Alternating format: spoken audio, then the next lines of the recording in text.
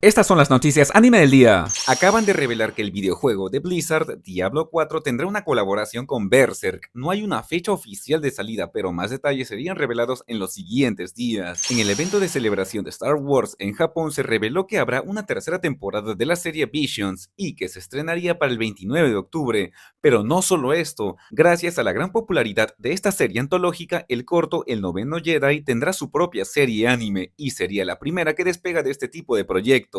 Esto de las colaboraciones con equipos de fútbol está cada vez más en tendencia y ahora el mismo PSG anunció que tendrá una colaboración con la franquicia de Evangelion muy pronto. Se acaba de anunciar que el concierto de Ado se proyectará en las salas de Cinépolis en México y según mis fuentes es muy probable que también pueda proyectarse en el resto de Latinoamérica, así que si es que te gusta bastante la música de One Piece y de esta cantante increíble, atento Nakama. Si te gustó bastante Earth in the Movements of the Earth, te comento que ahora se estrenará en Japón la película de Hyakuemu, una historia de deportes y carreras del mismo mangaka creador, que sería vista en los cines este 19 de septiembre. Tras más de 8 años de hiatus, el manga de X-Holic ha retomado su publicación en la Shukan Jump. ¿Y tú, extrañabas esta historia o viste este anime?